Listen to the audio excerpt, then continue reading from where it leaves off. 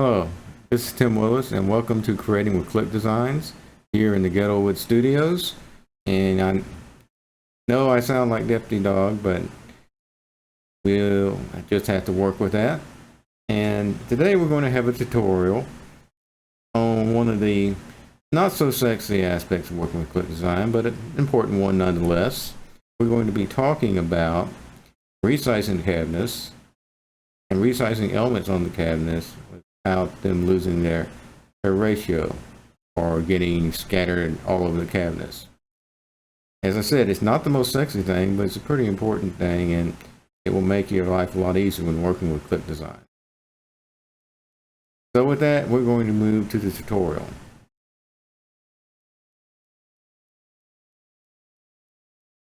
Okay, here we are in Click Designs back at the main panel.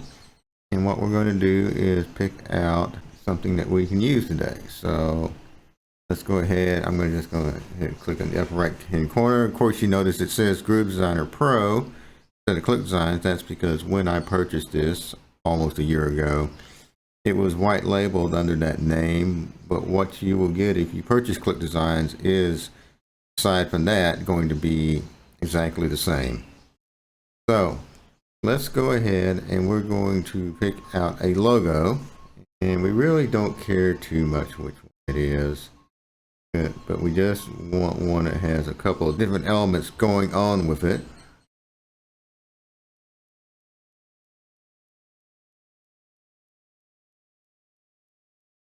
Okay, and I think we'll use this one here. I'm going to give it a name, and we'll call this Canvas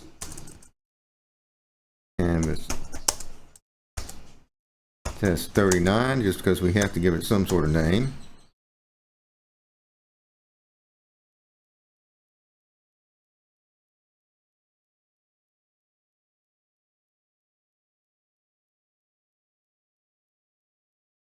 Okay, now we have our logo rather. Load up the editor. First thing we're going to do is pull down the screen size so it's all on what we can see on the screen, and then I'm going to go ahead and make the background white, just because it's going to make things a little clearer in the transparent background. Okay, so in this case we have a graphic on a cabinet that's 1080 by 1080. So what we want to do first here is take a look at what's going on with our icon. Okay, and you can see,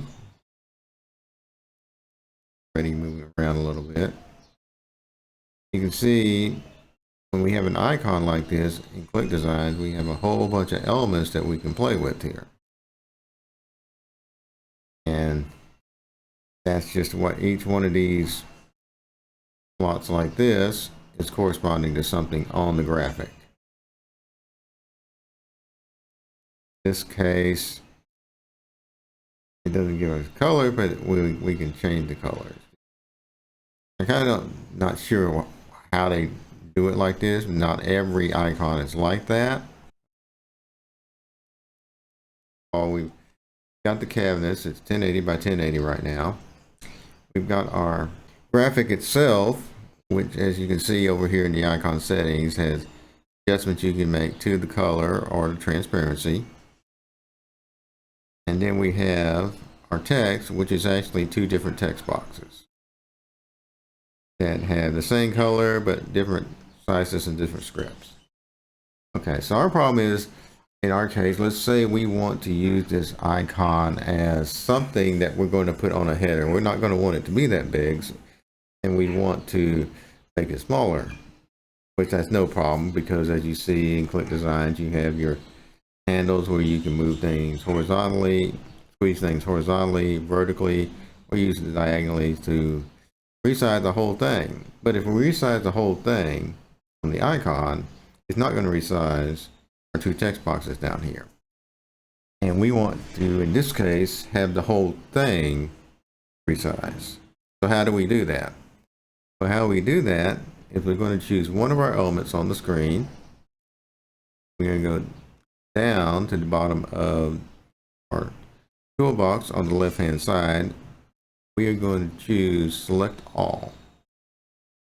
Okay, now we have them all selected. Everything on every element on the screen is selected. So now what we can do, grab our handle here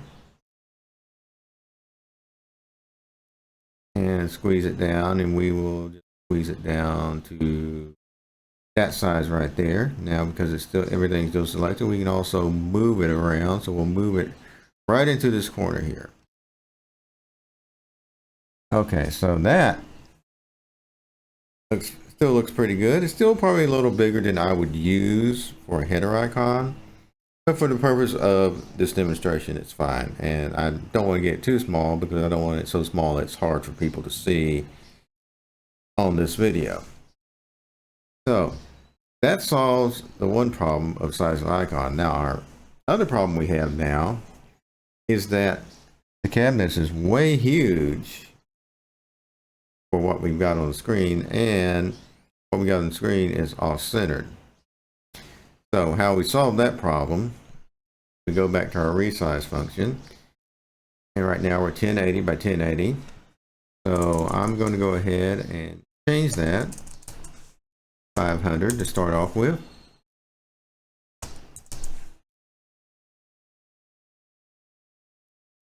Okay, so that's pretty good. Let's take it down to 250.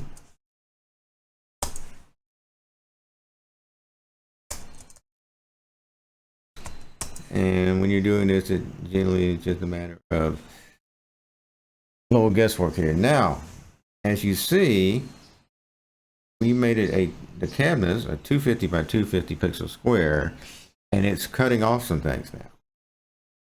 So this is the way you have to just make some adjustments. So go ahead and make width 300 and the height 100. Start off with. Okay, and that's actually just about right. Now, sometimes you'll have to adjust either the height or the width to get what you want, but that's okay. So now we've got a nice looking thing on the screen, a nice looking graphic on the screen. Now let's go ahead and increase our size to 100%.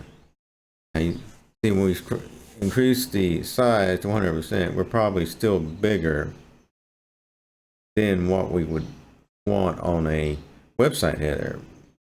But once you exported this and imported it into your project, you can resize it in whatever program you're using, whether it's ClickFunnels, Groove, Go High Level, a Wix web page, whatever.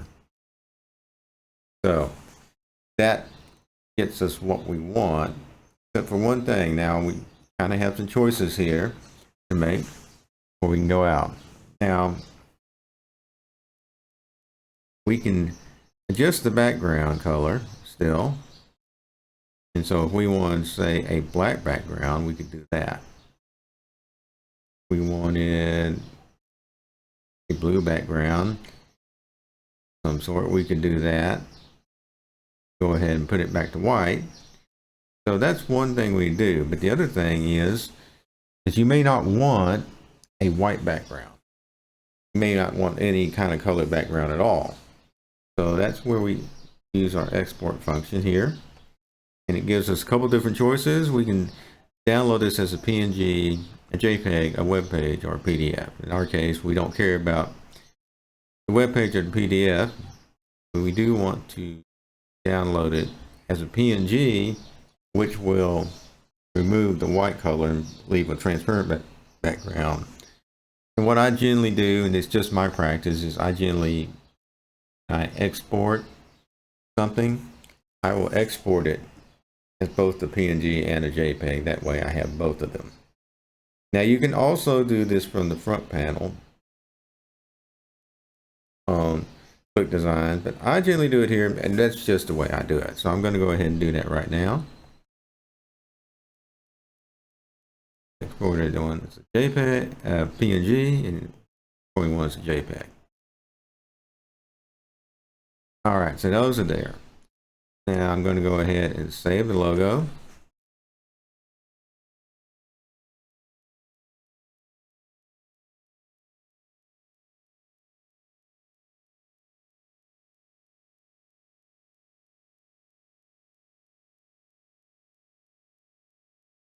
And I'm going to go ahead and exit.